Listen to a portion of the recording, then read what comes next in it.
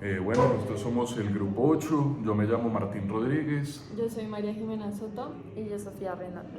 y hoy vamos a hablar de la arqueóloga Amarilla Gimbutas.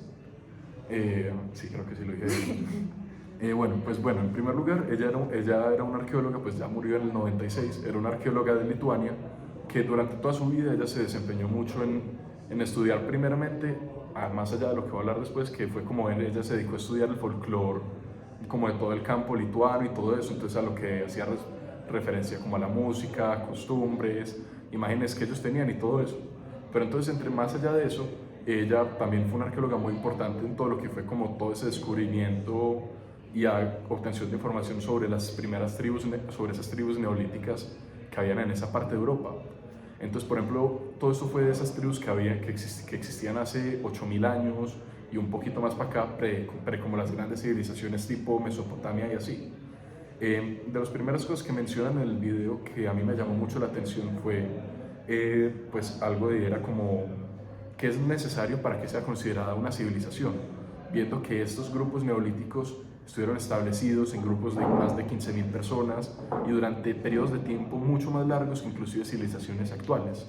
O sea, decirte que hubo grupos asentados en lugares como en mismas zonas por 2000 años, 3000 años y así. Y bueno, entonces esta amarilla ya tuvo varias exploraciones arqueológicas alrededor del mundo. Pues bueno, en lo que fue Grecia y como toda esa parte de, ¿cómo es que se llama esa península? Del, Sí, lo del mapa. sí, como esa parte del mapa al lado de Italia. Pues lo que es Grecia, no, la cosa de la derecha de la bota itálica. Pero bueno, ella tuvo muchas exploraciones por allá en lo que fueron como todas esas tribus y habla sobre distintas cosas, sobre primero como la falta de simbología a lo que hace apología como al conflicto, como a las guerras entre tribus y todo eso, y una predominancia de imágenes de lo que viene a hablar de esa diosa madre, esa diosa creadora femenina. Eh, Digamos, como que ella habla mucho sobre cómo esto se entrelaza con el ecofeminismo, creo que era de lo que hablaba, y como ese empoderamiento que encontraba en las millones de esculturas que encontró. Miles de esculturitas, sí. Exacto.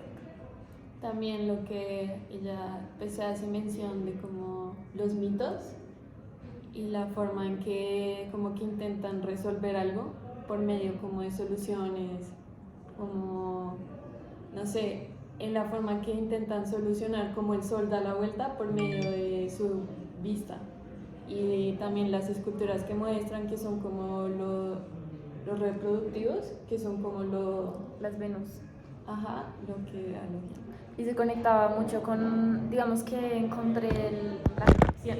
Uy, sigamos grabando, eso Sí. se mantiene. Pero bueno, como para hablar de otras cosas también antes de que tú digas lo tuyo, pues también algo que destaqué de todo esto fue como, pues bueno, algo muy importante sobre ella y fue que ella fue de las primeras, o tal vez la primera persona en tratar de establecer como que era ese vocabulario de lo que había grabado en esas figurillas que ella se encontró. Entonces, por ejemplo, podemos ver que en distintas partes de todo el mundo, todos estos grupos antiguos hacían como diseños y vainas, por ejemplo, lo que era la espiral, los picos así, que significaban el agua, todo. Como ella trató de darle como significado a todas estas cosas, como tú decías, digo, con esa parte mitológica, lo cual le causó como mucho, mientras que ella fue muy respetada en un punto y siempre lo fue respetada, como que después de un momento como le empezó a causar como problemas con esa comunidad arqueológica. Y pues bueno, dentro de todo lo que ella como más o menos categorizó, identificó y como todas estas figuras, pues a mí me parece muy interesante hacerle como un símil a lo que nosotros, por ejemplo, podríamos ver acá en esta otra parte del mundo, que son piezas que fueron hechas, por ejemplo, las que encontramos muchas en el Museo del Oro, donde encontramos figuras de hombres sentados y todo eso, que son muy similares a las que ella encontró. Entonces, por ejemplo, me parece interesante esa parte de la conciencia humana, en donde, por ejemplo, representaciones como el hombre sentado, el espiral, esos distintos patrones geométricos y vainas, y es como loco pensar que unas de estas tienen 6000 años, 7000 años y fueron hechas en Europa, y otras tienen 600 años y fueron hechas acá en América, sin ninguna conexión del uno al otro, o pues tal vez una conexión que sea como esa parte de esa conciencia humana. Le empiezan como a dar un lenguaje propio, algo que tal vez no está escrito, sino que ya le empieza como a a comparar con el mundo actual. Ajá, interpretar las esculturas. Y también lo que iba a decir antes de que se cayera el celular era que tenía como, o sea, vi mucha conexión con el libro que leímos para la vez pasada que con lo que esta chica hacía. No sé si está. Sí, y por ejemplo, para ya más o menos cerrar algo de eso, es también como la importancia de lo del método que ella estableció, como para entender todas estas cosas.